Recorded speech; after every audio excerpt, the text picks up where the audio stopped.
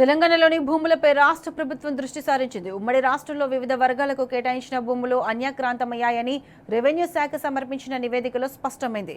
ప్రస్తుతం ఆయా భూముల పరిస్థితి ఎలా ఉంది, అసలు లబ్ధిదారులు ఎవరు, ఆ భూములను తిరిగి స్వాధీనం చేసుకుంటే అక్కడ ఎలాంటి కార్యక్రమాలు చేపట్టాలి అన్న అంశాలపై ప్రభుత్వం కసరత్తు చేస్తోంది.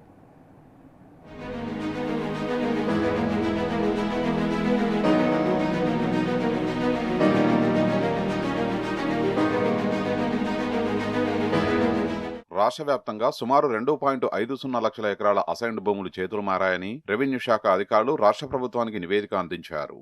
ఈ నేపథ్యంలో అసైన్డ్ ఇనాం భూములకు సంబంధించిన పాస్ పుస్తకాల జారీని ప్రభుత్వం గత 5 ఏళ్లుగా నిలిపివేసింది. ఈ భూములను వివిధ అభివృద్ధి పనులు, పరిశ్రమల స్థాపన కోసం సేకరించాలని నిర్ణయించింది. కాగా ఆ భూముల్ని కొనుగోలు చేసిన వారు పట్టాలు దక్కవేమోనని ఆందోళన చెందుతున్నారు. అందుకే తమకు పట్టాలు జారీ చేయాలని ప్రభుత్వాన్ని కోరుతున్నారు. గతంలో లబ్ధిదారులకు కేటాయించిన భూముల్ని చాలా మంది విక్రయించడంతో ఆయా భూముల్ని అభివృద్ధి కార్యక్రమాలకు వినియోగించాలని ప్రభుత్వం భావిస్తోంది.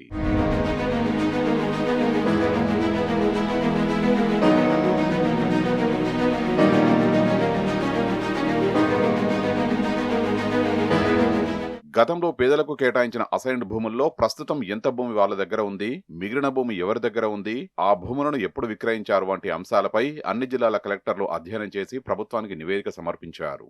కాగా ఇతర రాష్ట్రాల్లో అసైన్డ్ భూములకు సంబంధించిన విధానాలను అధ్యయనం చేయాలని ప్రభుత్వం రెవెన్యూ శాఖ అధికారులకు బాధ్యతలు అప్పగించింది.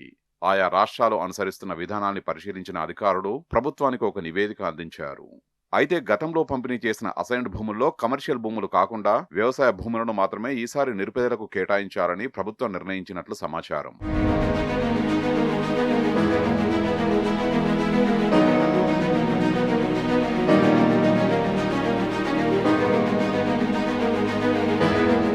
(1954) నుంచి రాష్ట్రంలో సుమారు 13 లక్షల మంది పేదలకు 22.52 లక్షల ఎకరాలకు పైగా భూమిని ప్రభుత్వం పంపిణీ చేసింది. 2017 తర్వాత వివిధ కారణాలతో అసైన్డ్ ఇనా భూముల లబ్ధిదారులకు పట్టాల జారీని ప్రభుత్వం నిలిపివేసింది. ఇప్పటికీ సుమారు 7.5 లక్షల ఎకరాల భూములకు కొత్త పాస్ పుస్తకాలు జారీ కాలేదు. భూముల్ని సాగు చేయకపోవడం, చేతులు మారడం వంటి కారణాలతో ఎక్కువ శాతం భూముల్ని నిషేధిత జాబితాలో చేర్చారు.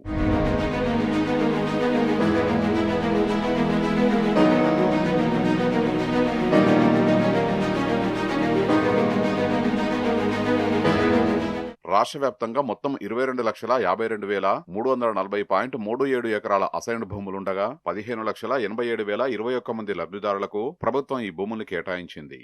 అందులో 3,55,441.62 ఎకరాల భూమి వ్యవసాయానికి అనుకూలం కాదని గుర్తించింది. ఆసిఫాబాద్ జిల్లాలో అత్యధికంగా 1.85 లక్షల ఎకరాల అసైన్డ్ భూములుండగా వాటిలో 1.78 లక్షల ఎకరాలు వ్యవసాయానికి అనుకూలమని అధికారులు నివేదించారు. హైదరాబాద్ జిల్లాలో అత్యల్పంగా 291 ఎకరాల భూమి ఉండగా అందులో 1 ఎకరంలో కూడా సాగు జరగడం లేదని అధికారులు నివేదికలో తెలిపారు. వ్యవసాయానికి అనుకూలం కాని భూములు ఎక్కువగా నల్లగొండ జిల్లాలో ఉన్నాయి. అక్కడ 1.38 లక్షల ఎకరాలు ఉండగా అందులో కేవలం 1,386 ఎకరాల్లో మాత్రమే పంట సాగు జరుగుతోంది. భద్రాద్రి కొత్తగూడెం జిల్లాలో కేటాయించిన భూమి మొత్తం సాగుకు అనుకూలంగా ఉందని అధికారులు గుర్తించారు.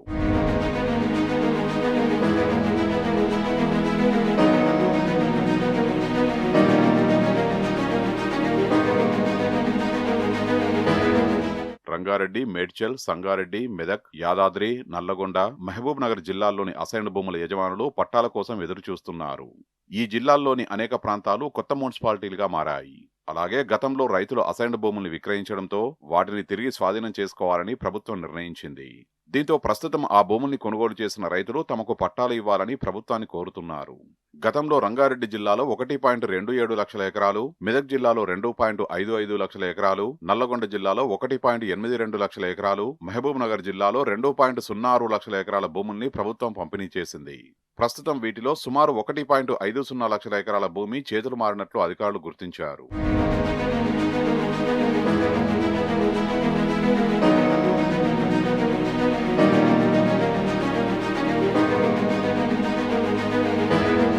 జూలై 1958 నెలకు ముందు అసైన్డ్ భూములు పొందిన రైతులకు విక్రయ హక్కులు ఉంటాయని 2014 మార్చిలో హైకోర్టు తీర్పునిచ్చింది. దీని ప్రకారం లబ్ధిదారులు తమ భూముల్ని ఇతరులకు విక్రయించుకోవచ్చు.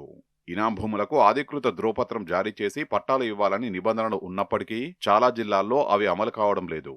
రాష్ట్ర రాజధాని పరిసర ప్రాంతాలైన రంగారెడ్డి, మేడ్చల్, సంగారెడ్డి జిల్లాల్లో సుమారు 1,00,000 ఎకరాలకు పైగా భూములు అక్రమంగా రిజిస్ట్రేషన్లు, నోటరీల ద్వారా బదలాయింపు అయినట్లు అధికారులు నివేదికలో తెలిపారు. నిబంధనలు ఉల్లంఘించి పేదల నుంచి భూముల్ని కొనుగోలు చేసిన వారి దగ్గర నుంచి ఆ భూముల్ని స్వాధీనం చేసుకోవాలని ప్రభుత్వం యోచిస్తోంది.